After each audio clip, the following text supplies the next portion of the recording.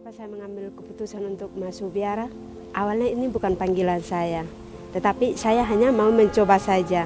Ternyata ketika saya mencoba dari tahap ke tahap, ternyata memotivasi saya untuk semakin setia pada panggilan saya dan punya komitmen tentang panggilan dan perutusan saya.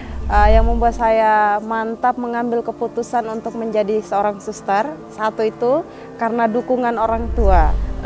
Makna Natal untuk saya sendiri itu yang pertama, Natal yang penuh rasa syukur, Natal yang penuh sukacita, dan Natal yang penuh kedamaian. Natal itu sendiri untuk saya adalah sukacita besar, di mana kabar kelahiran Yesus itu mendatangkan sukacita bagi para gembala dan orang-orang yang kecil.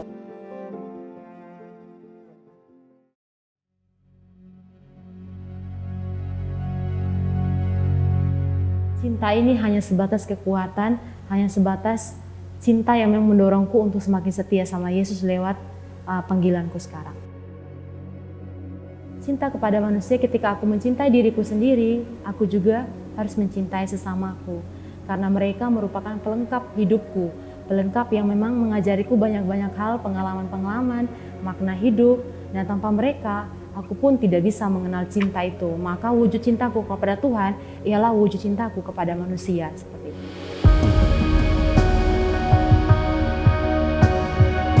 Ketika Yesus lahir itu, dia menjadi pusat yang memang momentum semuanya ditujukan kepada Yesus, yang memang dia menjadi pembaharu kehidupan manusia. Jadi saya diikut sertakan untuk lahir kembali menjadi manusia baru yang bisa memperbaiki segala dosa-dosa di masa lalu dan juga melihat harapan di masa depan.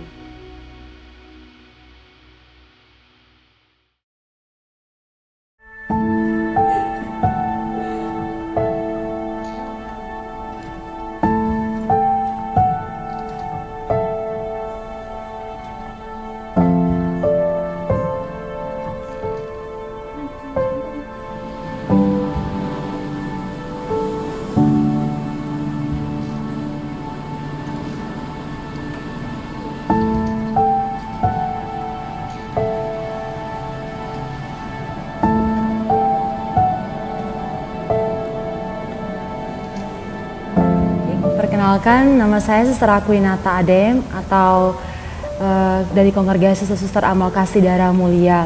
Saat ini saya Suster Junior tahun keempat di komunitas Kota Baru. Saya sudah hidup membiara itu kurang lebih 7 tahun menjadi Suster Adem. Dari proses pembinaan postulan, Novis 1, Novis 2, lalu lanjut dengan junior dan sampai saat ini.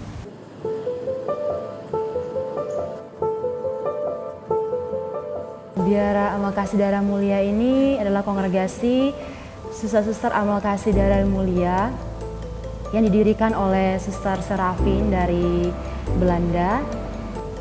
Beliau itu merupakan pendiri kongregasi kami.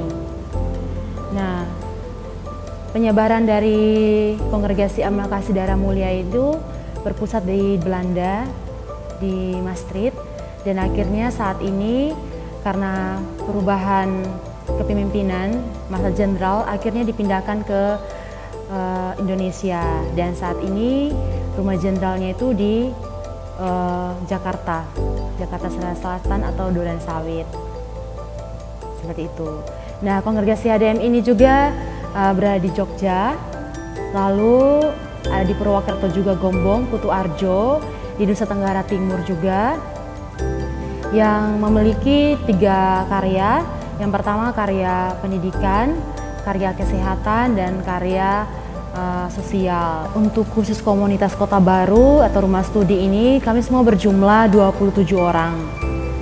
Yang di dalamnya itu ada 3 para senior dan juga juniornya itu yang sedang studi saat ini.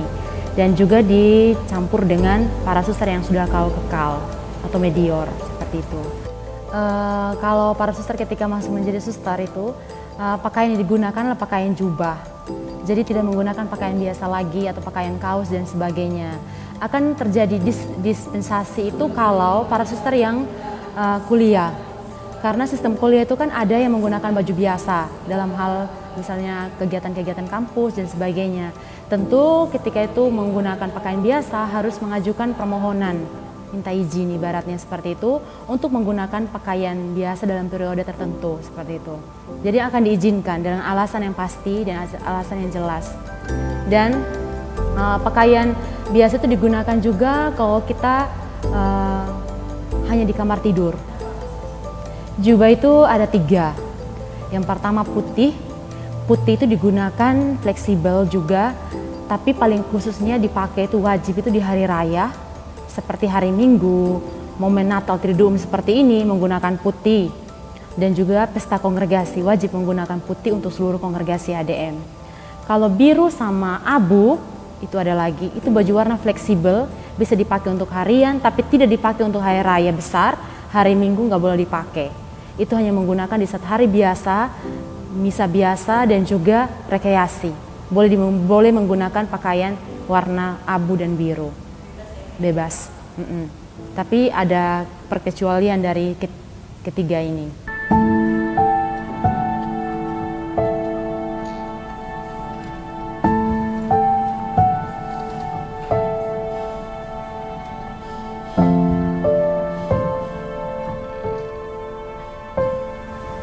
Kalau memutuskan pengen jadi suster itu ketika saya SMA umur 18 tahun memutuskan jadi suster. Tetapi kemunculan pengen jadi suster itu sejak SD. Itu pengen sekali jadi suster karena melihat sosok pribadi suster itu yang sedang membagi komuni dengan romo di depan. Biasanya kalau Ekaristi itu misa itu biasanya bagi komuni. Saya senang sekali melihat para suster yang menggunakan pakaian jubahnya berbeda dari yang lain kayak gitu. Dan juga pembawaannya itu saya suka. Dan dalam perjalanan ketika sekolah itu udah mulai hilang rasa panggilan itu karena juga pengen jadi guru nih, pokoknya pengen jadi sesuatu ya untuk orang tua seperti itu. Lalu akhirnya ketika kelas 3 SMA sebelum terima amplop itu pas masa liburan itu seorang romo menelpon saya karena sepupu saya itu keluar jadi suster dan dulu pernah mengingatkan bahwa dulu saya pengen jadi suster. Akhirnya diingatlah ke romo itu. Nah romo itu mau ngajak saya jadi suster gitu. Lalu akhirnya saya mengatakan, wah jadi suster itu kayak sebuah kegembiraan muncul lagi kayak gitu. Jadi akhirnya saya orientasi di komunitas-komunitas dulu, orientasi di kongregasi lain Sang Timur, dan karena belum ada kenyamanan yang saya rasakan di situ, dan saat saya liburan dan mencari tahu tentang suster-suster atau kongregasi itu, saya temukanlah kongregasi ADM di tempat itu. Dan akhirnya saya wawancara, dan ketika saya wawancara saya menemukan ini berbeda nih, dan akhirnya saya mau memutuskan masuk suster ADM. Karena memang yang pertama pakaian jubahnya suka rapi, putih kayak gitu. Lalu yang kedua, para suster itu juga berkolaborasi dengan para suster yang juga dari luar negeri, ada dari Jerman, dari Belanda. Aku suka lihat suster-suster yang dari luar negara kita. Sebenarnya kalau soal memilih sangat mudah, tetapi justru memilih tidak dianjurkan untuk setiap para suster. Jadi artinya bahwa saat ini saya berada di komunitas Kota Baru, itu merupakan perutusan dari pemimpin kongregasi kami. Proses untuk menjelaskan ke orang tua bahwa saya ingin menjadi suster itu simple banget itu. Ketika pulang dari acara, ketika selesai telepon, nggak mikir panjang, langsung bertemu orang tua malam itu, dan saya langsung berbicara ingin jadi suster. Dan mereka kaget dong awal-awal, mau kok tiba-tiba nggak ada angin, nggak ada hujan, kok tiba-tiba mau pengen jadi suster gitu. Dan akhirnya saya memutuskan bolehlah bapak, mama gitu. Saya sedikit pergi mengunjungi tempat biara-biara itu. Barangkali di sana saya menemukan bahwa di sanalah panggilan saya seperti itu. Dan akhirnya bapak saya mengalami keberatan di situ karena pilihan saya ke depannya tentunya menjadi kuliah tentunya mau dikuliahkan menjadi seorang guru, tetapi kok memilih jadi suster gitu. Akhirnya butuh proses lama lah untuk dengan bapaknya. Tapi mama selalu mengizinkan saya untuk menemukan hal yang baru dan akhirnya mengizinkan saya untuk orientasi di Sumba Barat tempat kongregasi Sang Timur itu. Nah dalam proses itu memang bapak saya tidak setuju, dan ketika saya udah tekadnya bulat mau pengen masuk suster, semakin menggebu. Aku udah doa banyak nih, doa novena, doa pokoknya semua doa, semua mohon kekuatan itu. Tapi akhirnya bapak saya memutuskan untuk melepaskan saya, karena bapak saya tahu bahwa ketika saya memilih mau jadi suster itu merupakan kebanggaan atau kebahagiaan saya sendiri ke depannya, seperti itu. Yang membuatku teguh itu karena pilihanku ini tanpa dorongan dari orang tua, tanpa paksaan dari luar, maka harus bertanggung jawab dengan pilihanku sendiri. Yang kedua juga karena kekuatan besar dari Tuhan melalui orang tua, itu merupakan kekuatan besar untukku sendiri untuk setia dalam panggilan, seperti itu. Ketika memilih jadi suster, orang tuaku berlinang air mata. Ketika aku jadi suster, mereka udah sukacita. Itu merupakan kebanggaan tersendiri untukku sampai saat ini. Terkadang aku dalam tantangan dalam hidup membiara itu ialah memikirkan seperti apa mereka di luar sana. Bapak bagaimana, mama bagaimana proses hidup mereka di luar, perjuangan mereka. Ternyata Tuhan itu selalu memudahkan semua apa yang kupikirkan. Tidak seberat apa yang yang kupikirkan, yang Tuhan lakukan tuh sungguh luar biasa di luar nalar manusia.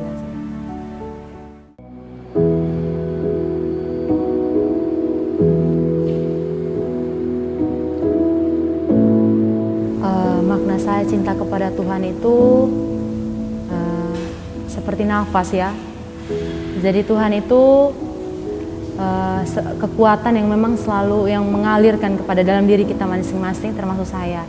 Seharusnya manusia mencintai Tuhan tanpa batas. Kenapa? Karena Tuhan sudah mencintai aku dengan totalitas, dengan pengorbanannya menebus dosa-dosaku. Maka caraku mencintai Tuhan ialah dengan cara setia untuk dalam hal panggilanku saat ini, setia dalam panggilan hidup membiara, setia dalam pelayananku, juga setia dalam berjuang untuk tekun dalam panggilan. Lalu cintaku kepada manusia, makna cinta kepada manusia itu universal ya. Jadi cinta kepada manusia, ketika aku mencintai diriku sendiri, aku juga harus mencintai sesamaku. Karena mereka merupakan pelengkap hidupku, pelengkap yang memang mengajariku banyak-banyak hal, pengalaman-pengalaman, makna hidup. Dan tanpa mereka, aku pun tidak bisa mengenal cinta itu. Maka wujud cintaku kepada Tuhan ialah wujud cintaku kepada manusia, seperti itu. Iya. Kalau soal jatuh cinta, pasti seumur hidup manusia pernah jatuh cinta, begitupun dengan aku. Jatuh cinta sama cowok nih, ya pasti. Jadi kalau misalkan aku bertemu dengan cowok nih misalkan, kalau aku jatuh cinta ya, wih dia ganteng gitu. Sekedar untuk kayak apa ya, mengagumi. Bahkan ada juga yang nembak kita kan, walaupun udah tahu suster nih, tetapi mau dukung dalam bentuk udah tembak ya, ungkap perasaan kayak gitu.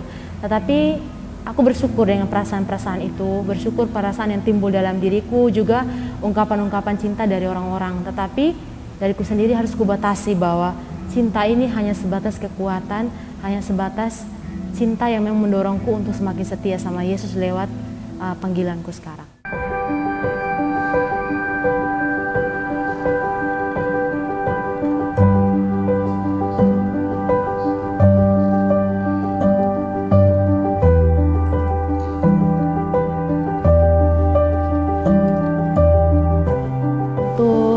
Persiapan menyambut Natal itu, para suster ADM tentunya mengalami dua kegiatan ya. Yang pertama jangka panjangnya. Jangka panjang itu persiapan komunitasnya. Misalkan kerja bakti, hiasan apa aja, simbol apa aja yang ingin ditampilkan di dalam Natal itu, momen Natal. Juga kegiatan-kegiatan lainnya kerjasama untuk mempersiapkan seperti apa ruangan-ruangan yang akan kita buat. Itu pun punya makna tersendiri di situ. Lalu berikutnya persiapan Natal juga yang jangka panjang itu ialah apa yang ingin kita bagikan kepada sesama. Misalnya membagi sembako. Jadi saling mempunyai makna Natal tersendiri untuk komunitas. Jadi yang berikutnya lagi itu jangka pendeknya. Jangka pendeknya itu yang dilakukan oleh para suster ADM itu terutama untuk komunitas Kota Baru itu ialah Triduum. Jadi Triduum itu 3 hari mempersiapkan kelahiran Yesus. Jadi apa yang dipersiapkan? Mempersiapkan fisik, mempersiapkan hati, batin, dan seluruh ada kita untuk benar-benar menyambut Sang Emmanuel. Jadi apa yang dibutuhkan di situ ialah butuh hati untuk merefleksikan sejauh mana diriku, sejauh mana apa yang sudah kusiapkan dalam batinku. Bukan yang soal hari aja, bukan hanya yang tampak kelihatan, tetapi juga diriku sendiri apa yang sudah kusiapkan untuk menyambut Tuhan.